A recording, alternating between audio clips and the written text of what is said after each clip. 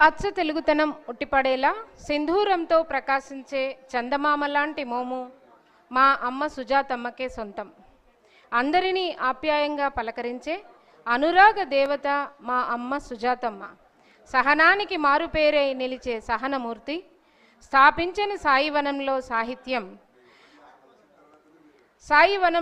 సాహిత్యం పేరిట సమూహం సాహిత్యాభిలాషతో దినదినాభివృద్ధి చెందుతూ ఎన్ని ఆటంకాలు ఎదురైనా ఆ సాయినాథుని కృపతో ముందుకు కొనసాగిస్తూ అప్రతిహతంగా 4 వత్సరాలని సంపూర్ణం చేసుకోవడం మనందరికీ ముదావహం.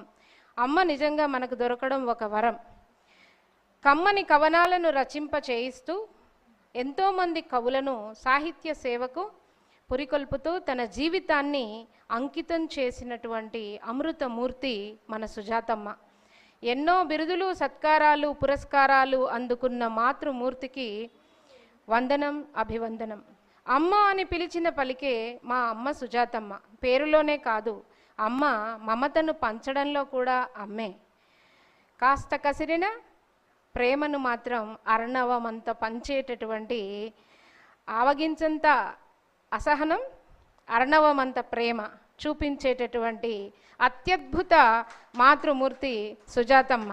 తను కన్నది ఇద్దరినే, కానీ తను కనని కనులారా కనే మనల్నందరినీ కనులారా కాంచుతూ మనల్ని కంటూ తన ప్రేమను మనందరికీ పంచుతున్న సుజాతమ్మకు ఈ సభా సరస్వతి సమక్షంలో మనఃపూర్వకంగా పాదాభివందనం చేస్తున్నాం సాయివనంలో సాహిత్యం తరఫున. ఈ కార్యక్రమాన్ని యాక్చువల్గా ఏ పుస్తకావిష్కరణ అయినప్పటికీ కూడా సంకలనకర్తలు చేసే మొట్టమొదటి పని మీ కవితను పంపడంతో పాటు 200, 500 డీడీ పంపండి, లేకపోతే ఫలానా నంబర్కి ఫోన్పే చేయండి అంటూ ఫస్ట్ ఇఫ్ క్లాస్ కండిషన్ ఏంటంటే అదే. If you want to see your writeup, మీ కవితని ఒక పుస్తకంలో చూసుకోవాలి అంటే తప్పకుండా 100, 1000 ఖర్చు పెట్టుకోవాల్సి ఉంటుంది. ఇక సన్మానం అయితే అవసరమే లేదు. అంటే నేను ఎవరిని కించపరచడం లేదు, జనరల్గా నేను ఎవరిని ఏ సంస్థని ఉద్దేశపూర్వకంగా అనట్లేదు. కానీ ఏ సంస్థ అయినా ఈ రోజుల్లో ఏంటి, రిజిస్ట్రేషన్ ఫీజు ఖర్చులు 1000, 1500, 2000 కట్టండి, మీరు వస్తే మేము అన్ని ఏర్పాట్లు చేసి మీకు ఘనంగా సన్మానం చేసి. కానీ ఇక్కడ అమ్మ కూడా రిజిస్ట్రేషన్ ఫీజు పెట్టిందండి. ఏంటది అంటే ఆ కవనార్చనతో సాహితీ కళామ తల్లికి మనల్ని అక్షరార్చన చేసి తరించమనేటటువంటి ఒక చిన్న రిజిస్ట్రేషన్ ఫీజు పెట్టారు.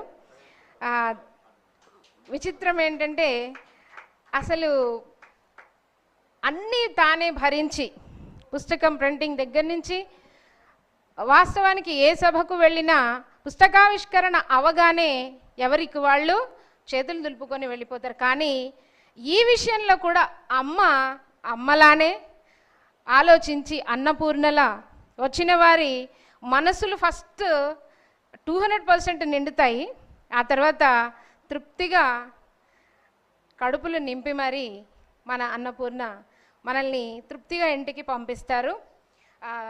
అసలు ఇంత కూడా గర్వం లేనటువంటి మహోన్నత మాతృమూర్తి మన సుజాతమ్మ. ఇది పొగడ్త కాదమ్మా, మీ గురించి అందరి ముందు మరోసారి తెలియచేసుకోవడం కోసం మాత్రమే.